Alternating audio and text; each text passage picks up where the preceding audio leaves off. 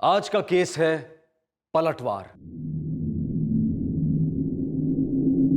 फैसला ले लिया गया था, साजिश की चिंगारी सुलगा दी गई थी। शिकार की हर चाल पर शिकारी की आंखें घात लगाए बैठी थी। एक जुर्म होने को था।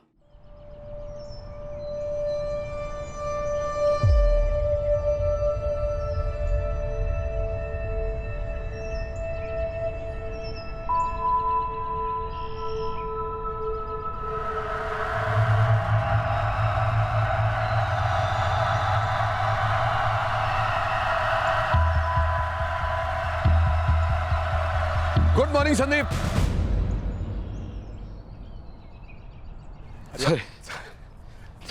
Sorry. Good morning Laxman. Good morning Jaideep. क्या यार आज फिर से लेट, पूरे 5 मिनट लेट हो तुम लोग। मेरी गलती नहीं है भाई। अरे यार मेरी गलती है, कल रात में लेट सोया था। कोई बात नहीं यार, अब 5 मिनट ही लेट हुए हैं। 5 मिनट में कौन सी दुनिया इधर की उधर हो गई। लक्ष्मण, अरे 5 मिनट क्या, 5 सेकंड में मौत जिंदगी को चुरा सकती है। संदीप फिलोसफर हो गया है, बड़े बड़े डायलॉग्स मार रहा है।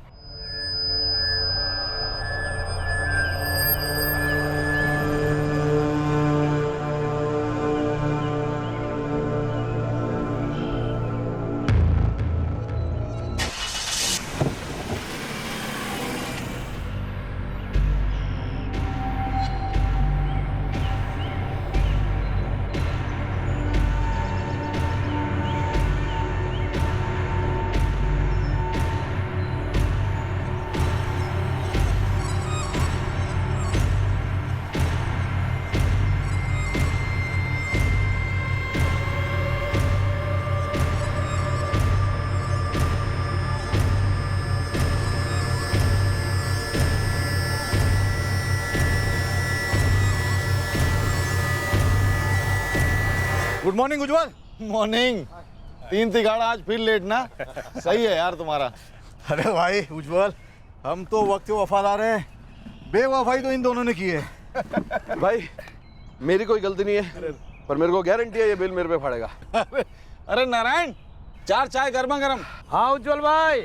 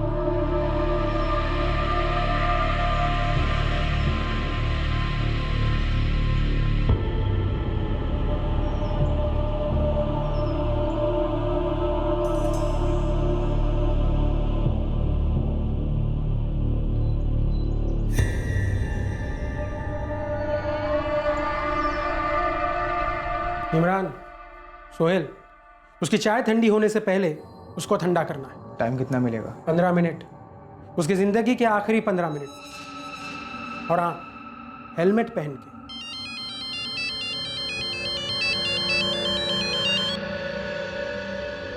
भाई जी, शिकारी तैयार है, बस शिकार का गुड न्यूज़ सुनना बाकी है। गुड न्यूज़ कब दे रहे हो पवन? कल डन कर देंगे। परसों के अखबारों की हेडलाइंस चीखनी चाहिए पवन। बिल्कुल चीखेंगे जी, अखबार, न्यूज़, इंटरनेट सब पे यही खबर चीखेंगी। और एक बात पवन, गोलियां चाहे जितनी भी बरसाओ, एक गोली सीने के आर पार होनी चाहिए। ऐसा ही होगा भाई जी। भाई जी का हुक्म है कि गोलियां कहीं भी चलाओ, कितनी भी चलाओ, पर एक गोली सीना पार करनी चाहिए। गोली सीना पार करेगी साहब, पार करेगी। लगता है दिल का मामला है।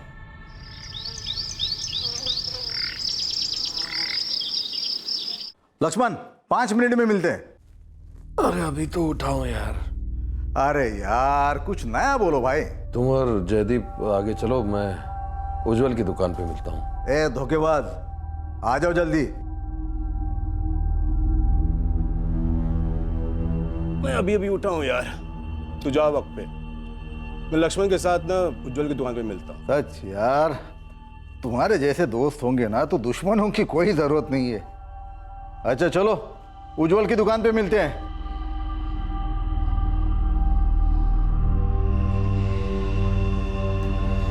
उतर गया वॉकिंग शॉकिंग का भूत। चढ़ा दूं चाय? कोई आए या ना आए, मैं तो जाऊंगा और चाय उज्जवल की दुकान पर ही पीऊंगा। अब चलूं? शिकारियों के आका की एक खास मांग थी, एक गोली सीना छलनी कर दे, दिल के चिथड़े उड़ा दे। शिकार की जगह और समय पर मौत की मोहर लगा दी गई थी। अब सवाल यह था कि आखिरकार शिकार था कौन?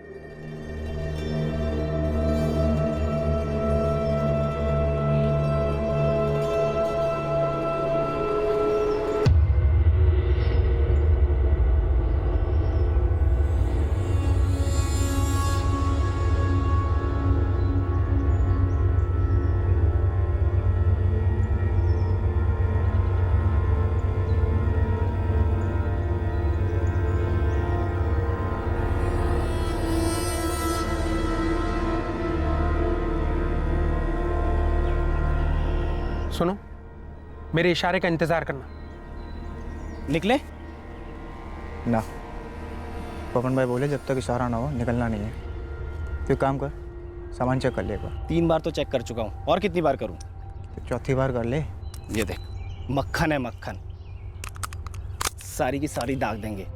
अरे जी वाली याद रखियो।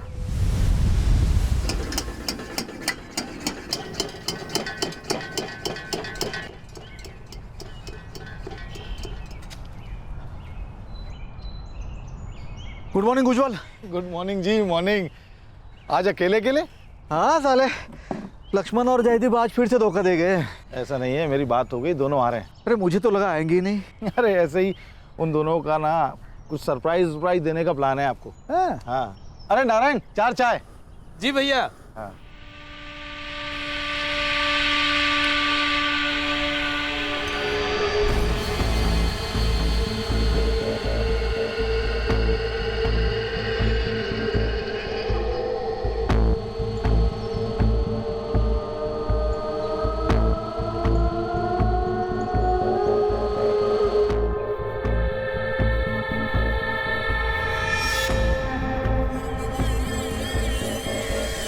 लो आ गए। आ गए? अरे आओ लेट लतीफ, आओ। यार कभी टाइम पे नहीं आओगे तुम लोग, आज फिर लेट हो गए। अरे काहे का लेट यार, चाय तो अभी आई नहीं। हम ये थे कि भैया चाय कब आ गई भैया। लो आ गई चाय। अदरक डालो ना भाई। उंगली घुमाए। हाँ चेस करवाता है आज। निकलो।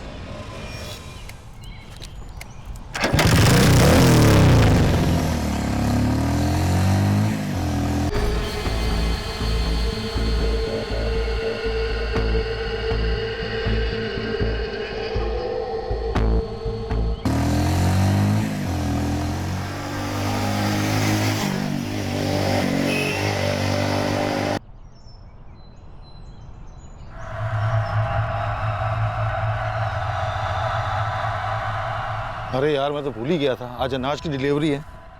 फोन करता हूँ, टेम्पो निकाला कि नहीं वहां से।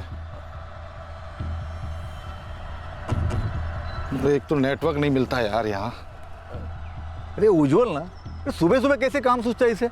अरे हाँ, काम से याद आया, तुम्हारा वो स्टेशन की लाइटिंग का टेंडर निकलने वाला था, उसका क्या हुआ? अरे वो आज खुलेगा। जो टेंडर माता की इच्छा। लक्ष्मी जी का हाथ है तुम्हारे सर पर, तो टेंडर माता को तो आशीर्वाद देना ही पड़ेगा। वैसे सरकारी टेंडरों का सरदर्द ना हर किसी के बस की बात नहीं, मानना पड़ेगा बॉस। आता है तुम्हें। सालों साल पापड़ बेले में नहीं संधेरे में, अब जाके रोशनी की एक किरण नजर आ रही है। अब जाके सांस ले पा रहा हूं मैं। ये सरकारी ठेके मतलब दोधारी तलवार है, एक तरफ लक्ष्मी माता है तो दूसरी तरफ साक्षात यमराज।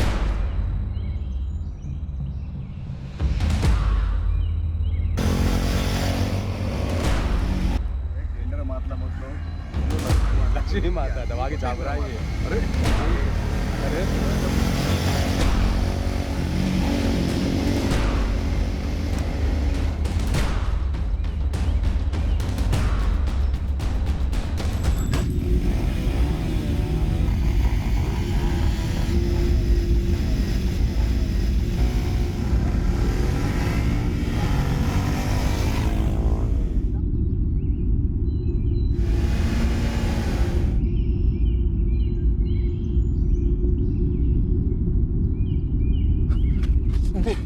संदीप, संदीप।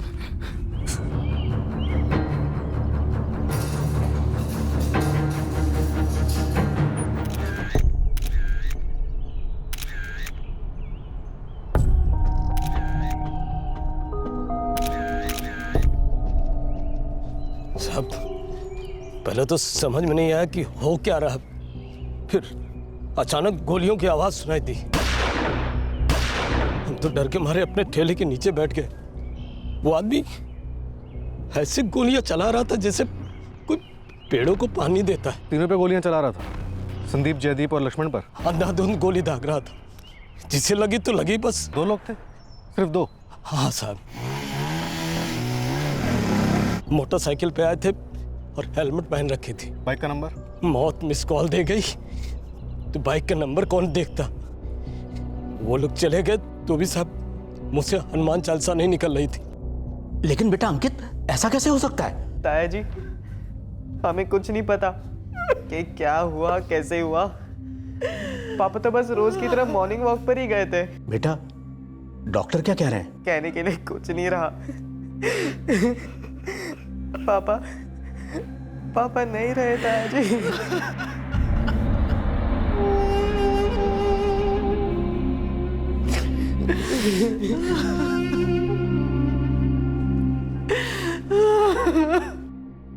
जब संदीप राठौर को एडमिट किया गया था तब उसकी मौत हो चुकी थी। मैंने खुद उसकी बॉडी से 5 गोलियां निकाली हैं। और बाकी दोनों, जयदीप कोठारी और लक्ष्मण सकलानी? दोनों को 1-1 गोली लगी थी और गोली निकाल ली गई, लेकिन दोनों अभी बात करने की स्थिति में नहीं।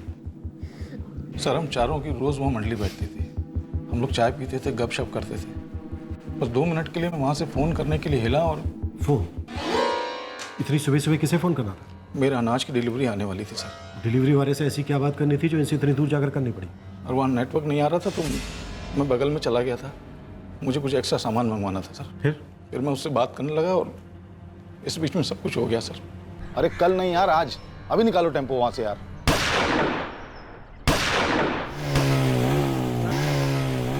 जब तक गोलियां चल रही थी सर, डर के मारे मैं वहाँ से हिला तक नहीं। इतनी सारी गोलियां बरसाई गई, क्या किलर ने इस बीच में गन रिलोड की थी? नहीं सर, लगातार गोलियां चल रही थी सर। वो लोग बाइक से जब वापस चले गए तब मैं वहाँ पहुँचा। लक्ष्मण और जयदीप तो घायल हो गए थे सर, लेकिन संदीप सर ढेर सा हो गया। ढेर सा? उज्जवल जी, संदीप उस वक्त जिंदा था या मर चुका था? सर बेहोश तो था, लेकिन जिंदा था कि नहीं ये नहीं कह सकता सर। उसके बाद हम लोगों ने एम्बुलेंस को फ़ोन किया, आपको फ़ोन किया, सर यहाँ लेके आए। डॉक्टर ने बताया कि एडमिट होने से पहले ही मेरा दोस्त मर चुका था सर। दोस्त?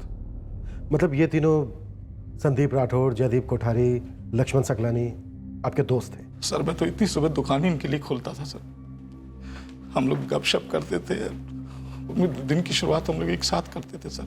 बगल में नारायण की चाय की दुकान है सर, वहाँ से चाय आती थी, चाय पीते थे, बातचीत करते थे, फिर वो लोग वापस चले जाते थे सर। बेटा संदीप का? हाँ सर, अंकित। और वो संदीप की पत्नी रश्मि भाभी, कुसुम भाभी, जयदीप की पत्नी बीना भाभी, लक्ष्मण की पत्नी सर।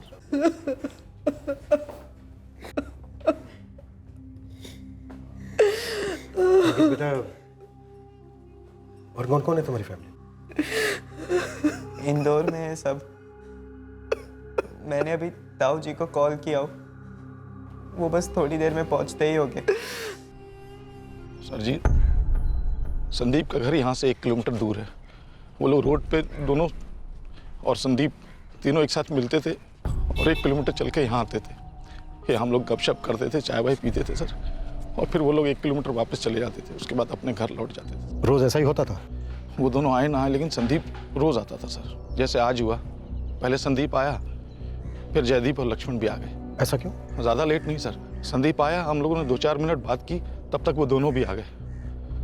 संदीप वक्त का बहुत पक्का था सर। और तुम जबान के पक्के हो या कुछ बताना चाहते हो, पर जबान थरथरा रही है? नहीं सर, जो था सब बता दिया मैंने अपना दोस्त खोया सर। अब तो जबान भी नहीं रुक रही और आंसू भी नहीं रुक रहे सर।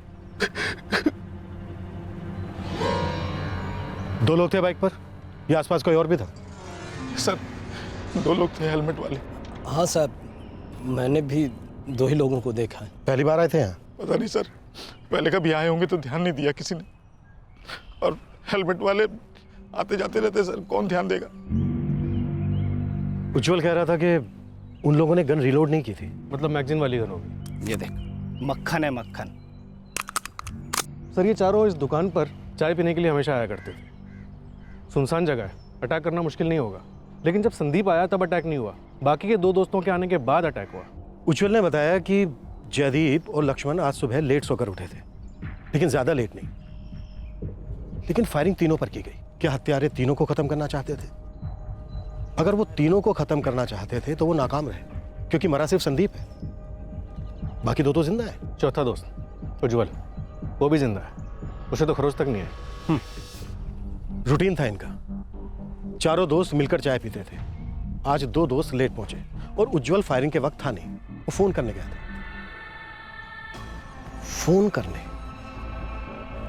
इतनी सुबह ही सुबह सप्लायर को फोन करने।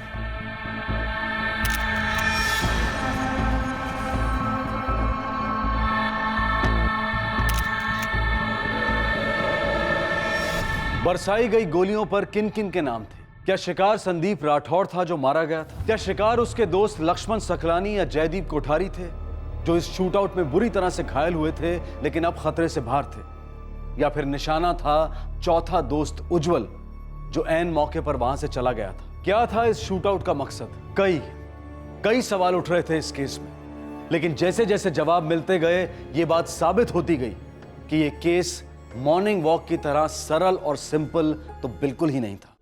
एब्डोमिनल पेट, जांग, दाया कंधा और सीधा हाथ के आर पार।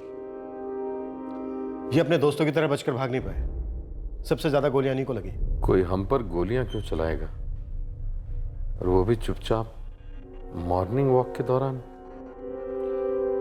पर आप तो आज मॉर्निंग वॉक के लिए नहीं जाने वाले थे ना? बिल्कुल जाने वाला था।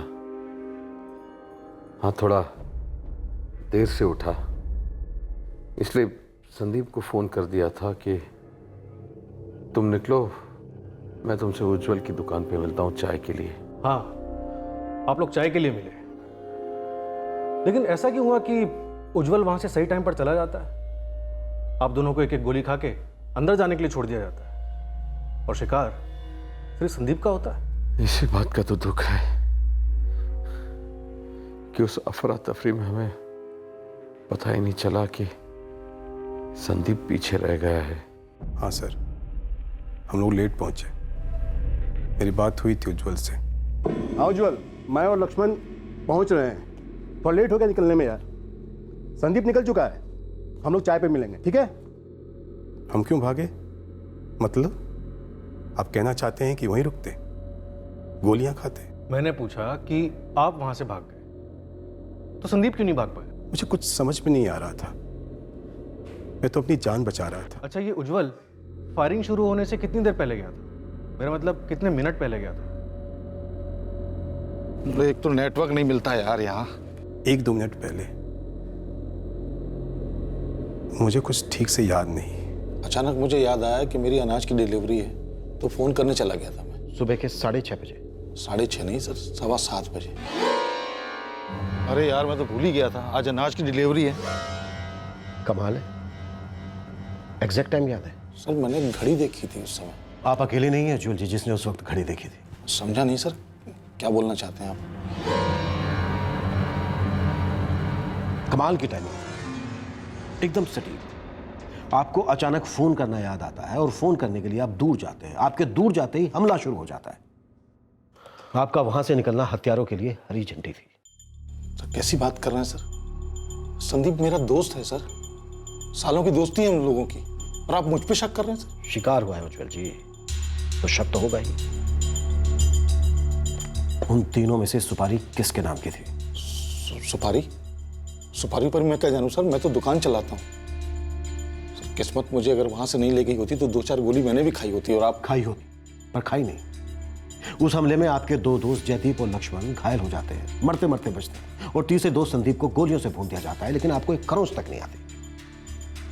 या तो आपकी किस्मत बहुत तगड़ी थी, या फिर साजिश। कैसी बात कर रहे हैं सर आप? मैं तो पहले से परेशान उसकी मौत को लेकर, और आप मुझे खूनी साबित करने पे तुले।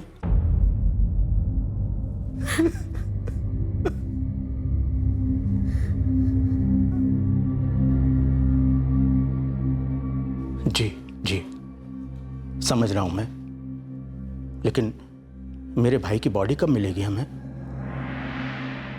अच्छा, नीता, मुझे पुलिस स्टेशन बुलाया गया है। संदीप की बॉडी हमें कल मिलेगी। तुम रश्मि का ख्याल रखना। मैं भी चलूं पापा? नहीं बेटा, तू अंकित के पास रुक।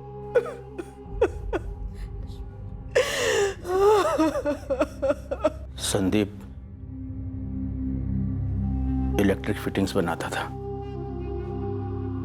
फैक्ट्री थी उसकी, मतलब है उसकी फैक्ट्री। संदीप की बिजनेस में किसी के साथ दुश्मनी? कभी जिक्र नहीं किया उसने। कई लोगों के साथ उसका उठना बैठना था, प्राइवेट और सरकारी दोनों। आप क्या बनाते हैं? मेरे 2 रेस्टोरेंट हैं इंदौर में। पहले मैं संदीप की मदद करता था उसके सरकारी टेंडर वेंडर में। उसका एक पोल्ट्री फार्म भी है जो मैंने ही सेटअप करके उसे दिया। संदीप के दोस्त लक्ष्मण सकलानी का कंप्यूटर हार्डवेयर का बिजनेस है और जयदीप कोठारी टेक्सटाइल ट्रेडिंग करता है, राइट? जी सच है। इन दोनों और संदीप के बीच क्या कुछ सही नहीं था? ऐसा क्या हुआ था कि इन दोनों ने या इनमें से किसी एक ने संदीप का कत्ल करवा दिया? मैं क्या बता सकता हूं इस बारे में?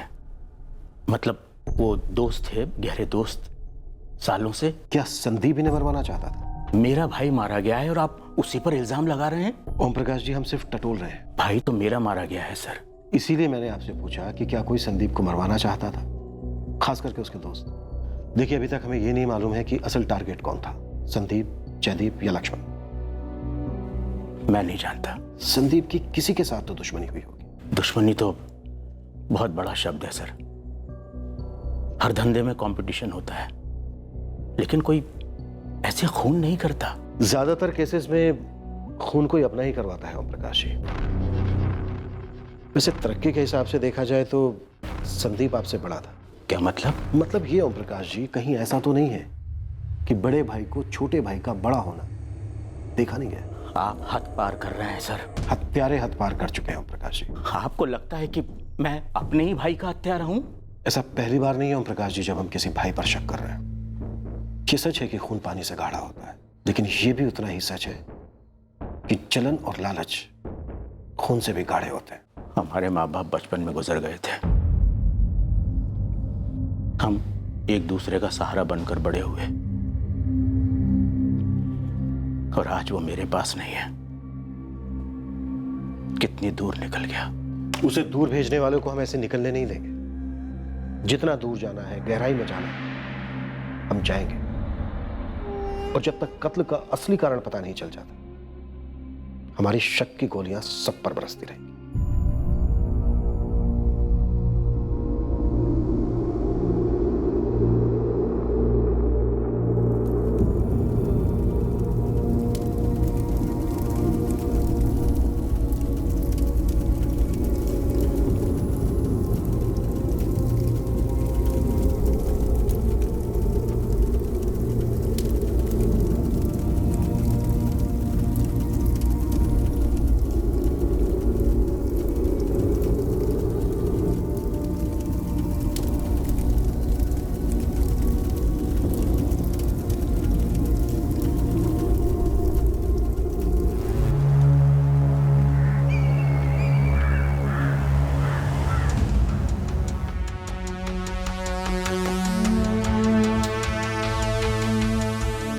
इस शूटआउट और संदीप की मौत को लेकर कई एंगल्स उभरने लगे और फिर बरसने लगे। उंगलियां उठने लगी, जुबानें चलने लगी, लेकिन इस माहौल की धुंध में एक मूलभूत सवाल का जवाब अब तक नहीं मिल रहा था कि क्या हत्यारों का निशाना वाकई में संदीप राठौड़ था। इंस्पेक्टर साहब, आपसे एक बात कहनी थी।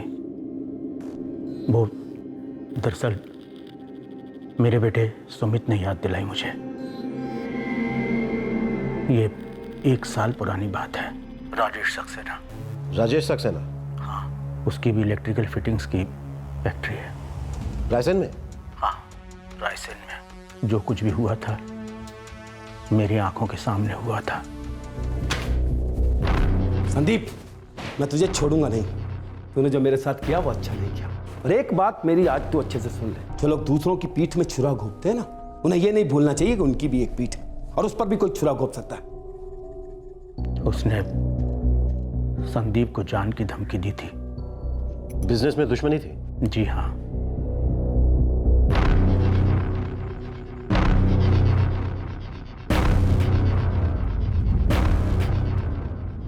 मुझे अभी भी डाउट है जयदीप, लक्ष्मण और उज्जवल को लेकर। सर चारों के फोन रिकॉर्ड्स मंगवाए और लोकेशन ट्रैकिंग रिकॉर्ड्स भी। एक एक कॉल, एक एक लोकेशन स्कैन करो। संदीप राठौड़ को अगर उस वक्त मार दिया गया होता जब वो अकेला था तो हत्यारों को ढूंढना इतना मुश्किल नहीं होता। ये लोग लेट पहुंचे पर पहुंचे, और उज्जवल बहुत ही चालाकी से वहां से निकल गया। शूटर्स ने गलती से शायद इन दोनों को घायल कर दिया होगा। इन्हें शायद पहले से मालूम था कि अटैक होने वाला है। पॉसिबल है सर। वैसे आज मैं शशिकांत गौर से मिलने जा रहा हूँ। ये संदीप राठौड़ का काम मैनेज करता था, पोल्ट्री फार्म और इलेक्ट्रिकल यूनिट दोनों जगह।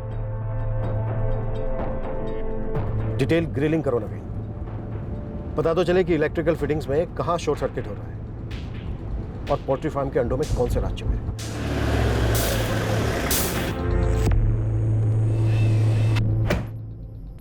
साहब, पुलिस।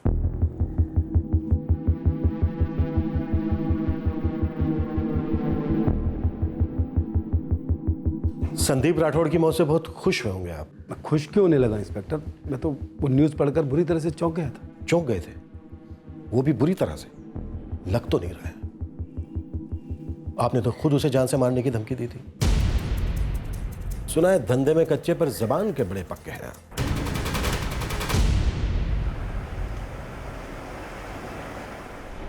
जी हाँ सर, संदीप सर के दोनों बिजनेस मैं ही मैनेज करता आया हूँ। ये इलेक्ट्रिकल यूनिट और पोल्ट्री फार्म पिछले 10 सालों से। राजेश सक्सेना कौन है? राजेश सक्सेना का भी इलेक्ट्रिकल फिटिंग्स का बिजनेस है सर। तुम्हारे संदीप सर ने राजेश सक्सेना से ऐसी कौन सी दुश्मनी पाल रखी थी जिसकी वजह से उसने जान से मारने की धमकी दी, या फिर धमकी पूरी कर दी? सर, राजेश सक्सेना ने संदीप सर को धमकी जरूर दी थी, लेकिन धमकी देने वाला वो अकेला शख्स नहीं था। और कौन था? दिनेश बागड़ी।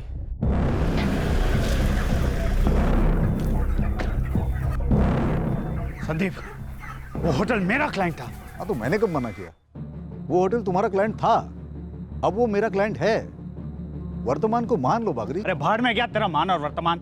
ये कोई तरीका होता बिजनेस करने का?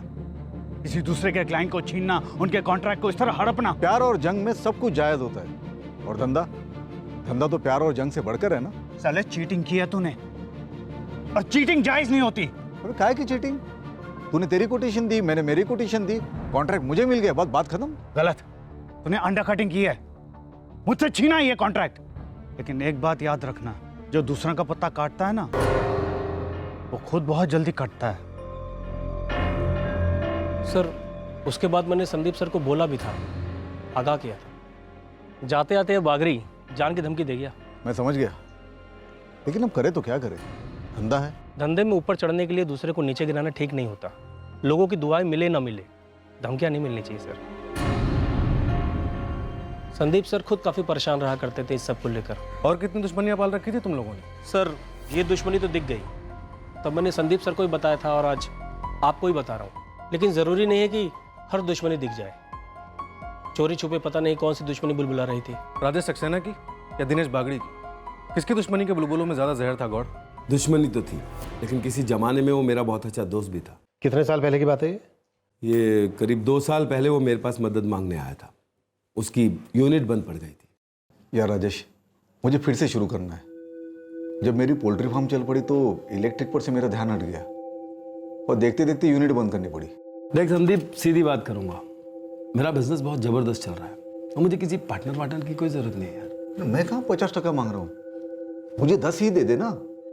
यार मैं सच कह रहा हूँ, मुझे कोई जरूरत नहीं है। राजेश, मुझे तेरी जरूरत है। अरे मेरा सालों का तजुर्बा है, मैं नए क्लाइंट्स खड़े कर सकता हूँ, पर तेरा कुछ होगा तो फायदा ही होगा। और मेरी सेकंड इनिंग शुरू हो जाएगी। मना मत कर यार, मैं खूब मेहनत करूंगा सच में। चल ठीक है, तू भी क्या याद रखेगा, तो हम करते हैं साथ में काम। चल। और मेरी मदद से उसकी बंद पड़ी हुई यूनिट फिर से शुरू हो गई। अच्छी चलने लगी? चलने क्या लगी साहब, दौड़ने लगी थी। फिर वही हुआ जिसका मुझे डर था। उसने अपना असली रंग दिखा दिया। यार राजेश, एक बात करनी थी, समझ में नहीं आ रहा कैसे शुरुआत करूं। सीधी बात बोल संदीप, वक्त तो बचता है। राजेश, मुझे अलग होना है। मतलब गलत मत समझना यार। देख, अपनी पार्टनरशिप अच्छी थी, सबसे ज़्यादा फायदा मेरा हुआ है यार, दूसरी ज़िंदगी मिली मुझे। लेकिन ये सारी बातें अपनी जगह, अब मैं अलग होना चाहता हूँ पहले जैसे। चल ठीक है यार संदीप, अब तू अलग होना चाहता है तो तेरी मर्जी, मेरी बेस्ट विशेष तेरे साथ है। थैंक यू यार। सिर्फ इसी वजह से आपने संदीप को जान से मारने की धमकी दी थी। संदीप के बड़े भाई ओम प्रकाश उस वक्त वहां पर मौजूद थे जब आपने जान से मारने की बात कही थी। गुस्से में हम क्या क्या नहीं बोल जाते। बिल्कुल सही बात है, लेकिन गुस्से में हम क्या क्या नहीं कर जाते। देखिए इंस्पेक्टर साहब, वो मेरे साथ गलत कर रहा था, मेरे क्लाइंट छीन रहा था, अंडर कोटिंग कर रहा था। इंस्पेक्टर साहब, आप संदीप को नहीं जानते, वो एक घटिया और चीप इंसान था। जिस दिन वो मेरे पास मदद मांगने आया उस दिन गिड़गिड़ा रहा था मेरे सामने बैठकर। मैंने सोचा चलो मेरा दोस्त है, इस नाते मैंने उसकी मदद कर दी, पर उसने क्या किया, मेरी पीठ में छुरा घोंप दिया। भाई, पीठ पीछे का क्या मतलब है? तुम अच्छे से जानते हो कि अपना धंधा जो है कॉन्ट्रैक्ट पे चलता है। मैंने भरा, मुझे मिला। 20 साल पुराना कस्टमर था वो मेरा। जब से उसने होटल स्टार्ट किया उसको मैं माल सप्लाई करता हूं, क्योंकि तुझे मेरा प्राइस पता था, इसलिए तूने 25% कम कोट किया। सही बात है ये? क्या गलत है इसमें? क्लाइंट ने मुझे पूछा कि मैं कितना नीचे आ सकता हूं, मैंने मुनाफा छोड़ दिया, कॉस्ट प्राइस कोट किया, कॉन्ट्रैक्ट मुझे मिला। ऐसे कोई बिजनेस करता है? वक्त के साथ धंधे के तरीके भी बदलते हैं। वक्त बदलना प्रकृति है, लेकिन उसूल और नियत हमारी संस्कृति है। कहावतें हारने वाले लिखते हैं, जीतने वाले इतिहास लिखा करते हैं। कहावतें और इतिहास के अलावा एक तकदीर भी लिखी जाती है, जो ये तय करती है कि आदमी कितना ऊपर जाएगा या हमेशा के लिए ऊपर जाएगा। राजेश, तू मुझे धमका रहा है? नहीं, धमका नहीं रहा हूं तुझे, मैं तुझे हकीकत बयान कर रहा हूं कि जो अपने मददगार की पीठ में छुरा घोंपता है ना, उसे ये नहीं भूलना चाहिए कि उसके लिए भी कोई छुरा लेकर खड़ा है। बेवकूफ होते वो लोग, नौ सीखिए, जो अपनी पीठ और जुबान दोनों को खुला छोड़ते हैं। और मूर्ख होते हैं वो लोग जो अपने दोस्त को अपना दुश्मन बना लेते हैं और उसके खून को पानी समझ लेते हैं। क्या खून है, क्या पानी, ये तो वक्त ही बताएगा। वक्त बताएगा नहीं, वक्त बहाएगा, और संदीप तेरा खून बहेगा, और उस दिन वक्त की लगाम मेरे हाथ में होगी, और घोड़ा भी। मेरी बात याद रखना तू।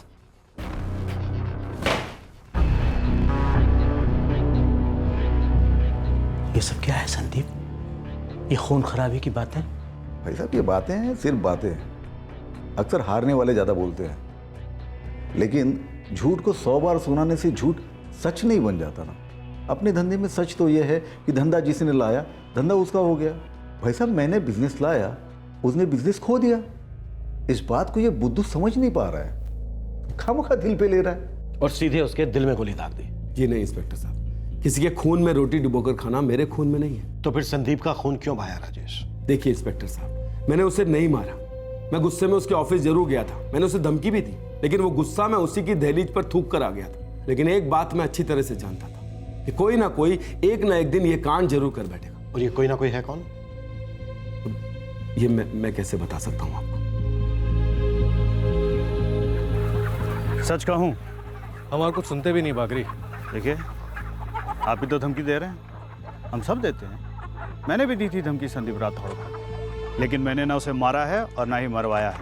अंडर कटिंग कर करके बिजनेस करता था वो अपनी मौत को खुद न्योता दे रहा था। लेकिन सॉरी, मैं वो आदमी नहीं था जो मौत का पैगाम लेके आया। लेकिन सच कहूँ सर, मुझे उसकी मौत पर रत्ती भर भी खेद नहीं। पक्का और कुछ नहीं कहना है तुम्हें? सोच लो, हम तुम्हारा दरवाज़ा दोबारा खटखटाएंगे। अब गलत दरवाज़ा खटखटा रहे हैं इंस्पेक्टर, मैं लाशों पर सौदे नहीं करता।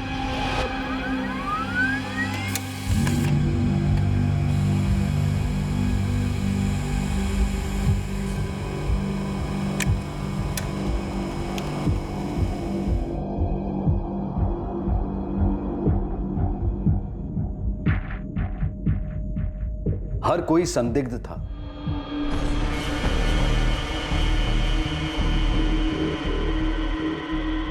लेकिन इतने सस्पेक्ट्स होने के बावजूद पुलिस को किसी की ठोस इन्वॉल्वमेंट नजर नहीं आ रही थी। संदिग्धों की बारिश हो रही थी, पर सुरागों का अकाल था। सर, संदीप के तीनों दोस्तों के फोन रिकॉर्ड्स एकदम क्लीन है। और वो हेलमेट पहने हमलावर, उनका कुछ पता चला? सर, दोनों किराए के हथियारे लगते हैं। जिस हिसाब से शूट आउट हुआ है उससे तो मुझे यही लगता है कि कॉन्ट्रैक्ट किलर का इस्तेमाल करने वाला मास्टरमाइंड बहुत ही चालाकी से अपना गेम खेल गया। उसने प्लानिंग किसी और से करवाई, इंतजाम किसी और से करवाया और अंजाम किसी और ने दिया। इतनी अच्छी प्लानिंग कि कोई भी कड़ी जुड़ ना पाए। सर हमारे सबसे खास खबरी पिछले 4 दिनों से लगे पड़े। अगर कोई कमजोर कड़ी होगी तो जरूर मिल जाएगी। इन बातों से एक चीज तो सामने उभर कर आई है कि जिन 2 लोगों ने संदीप को जान से मारने की धमकी दी थी वो इसलिए दी थी क्योंकि संदीप अंडरकटिंग का मास्टर बन गया था। कोई और भी हो सकता है जिसने संदीप को जान से मारने की धमकी दी, जो उसके आसपास के लोगों को पता ना हो सकता है सर। इसके मैनेजर शशिकांत गौड़ ने इस बारे में जिक्र किया था। ज़रूरी नहीं है कि हर दुश्मनी दिख जाए। चोरी छुपे पता नहीं कौन सी दुश्मनी बुलबुला रही थी। नवीन एक काम करो, शहर में जितने भी इलेक्ट्रिक यूनिट्स, पोल्ट्री फार्म है, खास करके छोटे, सबको स्कैन करो। कोई ना कोई ऐसा जरूर होगा जो संदीप के अंडरकटिंग की वजह से कुचला गया होगा, पूरी तरह से बर्बाद हो गया होगा। Right sir. अब एक बात तो क्लियर है, निशाना संदीप ही था। लगता तो ऐसा ही कुछ है, पर नवीन ऐसा भी लगता है कि शिकारी का शिकार हुआ है, पलटवार हुआ है। मैं आता रहूंगा रश्मि। और बेटा अंकित, जब भी किसी भी चीज की जरूरत हो तो फोन कर देना, हम आ जाएंगे।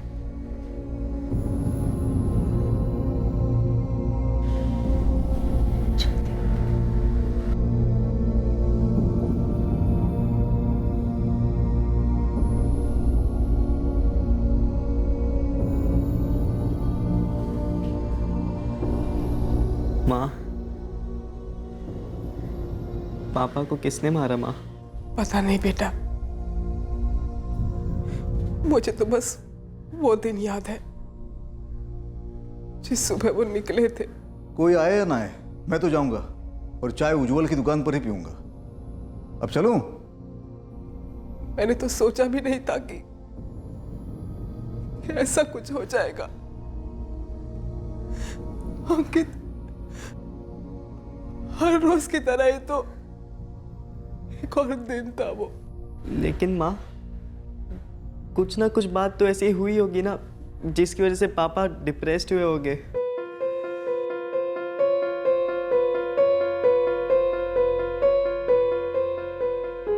क्या बात है, कोई परेशानी है? खाना भी ठीक से नहीं खाया? हाँ, कुछ सोच रहा हूँ। किस बारे में?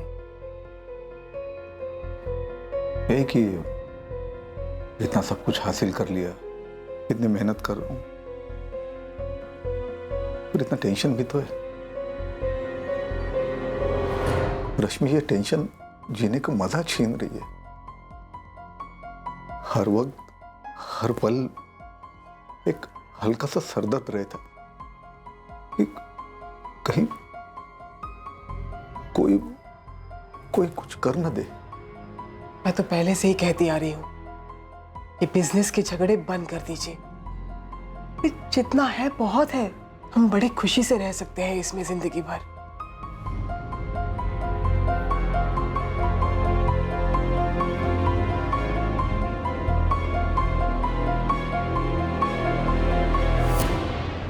उस्मान, पूरा दिन नहीं मेरे पास, जल्दी बोल। आप तो कह रहे थे कोई विलायती घोड़ा था, मैगजीन वाला, जिसमें एक बार में कई गोलियां फायर होती। ये देख, मक्खन है मक्खन।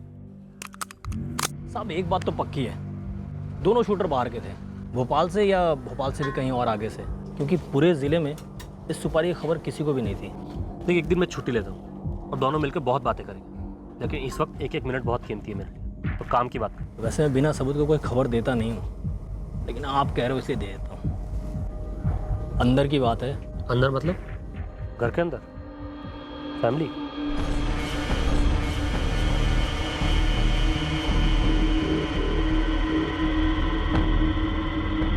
वो राजेश सक्सेना की धमकी वाली बात आपने पुलिस को बता दी ना पापा?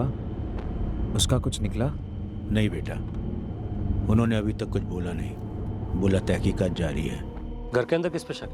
उसके भाई पर, भतीजे पर, पत्नी या फिर बेटा? मैंने ये कब कहा कि घर के अंदर की बात है? आप ही सब कहे जा रहे हो। और कौन सा अंदर होता है? सोचिए साहब।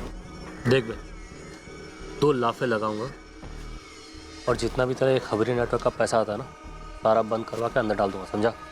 अंदर वाला अंदर साहब, अंदर मतलब जेल के अंदर की बात। Indore central jail. क्या सुना हुआ? इसका नाम उछला? एक नहीं, दो नाम उछले हैं। एक कोई सुजीत पुरी है और दूसरा कोई आशीष सबरवाल।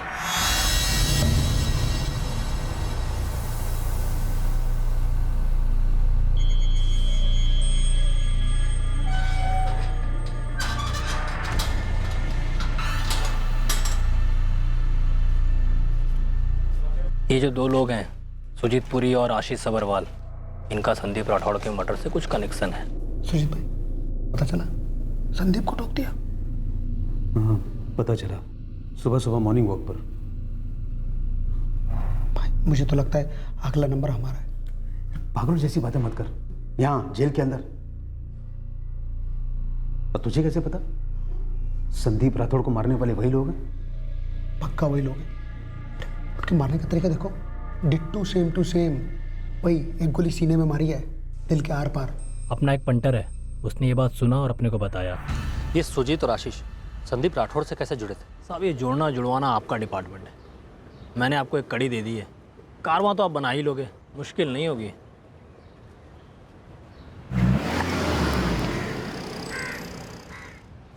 बेटा, तुम्हारा इशारा ललित राजावत की तरफ तो नहीं?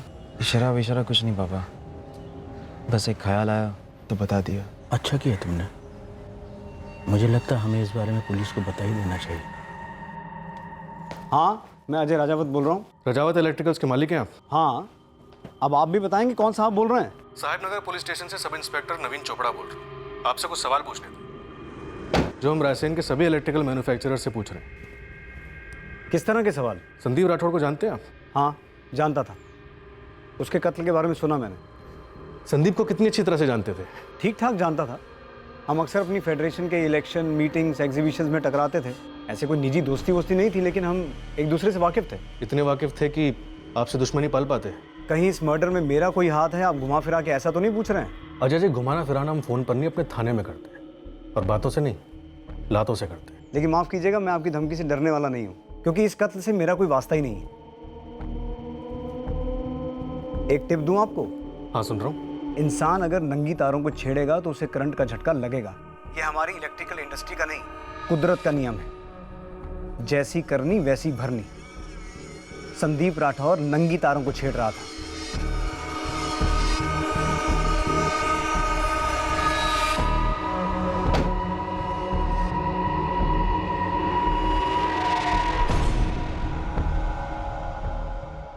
भाई जी, अब तो आपके शिकार की अस्थियां भी बहा दी गई है।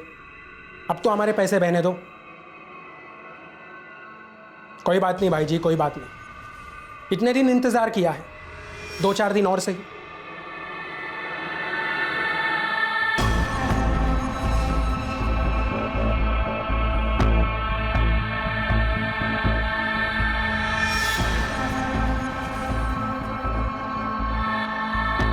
हेलो, साहिब नगर पुलिस स्टेशन। मुझे इंस्पेक्टर सूरज राजपूत से बात करनी है। हर बात ये इशारा कर रही थी कि इस अटैक का निशाना संदीप राठौड़ ही था, और इन्वेस्टिगेशन सामने लेकर आई संदीप की बिजनेस में दुश्मनियां जो जान की धमकियों में तब्दील हुई थी। संदीप के तौर तरीकों और सोच पर सवालिया निशान लग रहा था। लेकिन क्या संदीप ही इन शिकारियों का असली शिकार था? अगर जैसी करनी वैसी भरनी वाकई में कुदरत का नियम है, तो उस हिसाब से संदीप राठौड़ के इस हत्याकांड के मास्टरमाइंड का पर्दाफाश होना भी कुदरती नियम होना चाहिए। पर क्या ऐसा था? इंदौर जेल में सजा काट रहे 2 कैदियों के बीच की बातचीत लीक हुई थी। आशीष सबरवाल और सुजीत पुरी का संदीप राठौड़ के मर्डर से क्या कनेक्शन था? ओम प्रकाश के बेटे सुमित ने ललित राजावत का नाम क्यों लिया था? इस कहानी में कई उलझे हुए सुराग सामने आए। इस केस के चेसबोर्ड पर हर तरह के मोहरे, छुपी हुई चालें चल रहे थे, लेकिन इन सबको लगाम देकर इस कहानी के अतीत में जाना पड़ा, उस शुरुआत की खोज में जहां इस हत्याकांड के बीज बोए गए थे। इस केस की पहेलियों को हम सुलझाएंगे कल रात 11 बजे इसके दूसरे और आखिरी भाग में। आपसे फिर मुलाकात होगी, तब तक सुरक्षित रहें और देखते रहें क्राइम पेट्रोल सतर्क। सबक एक को, सीख हम सबको। जय हिंद।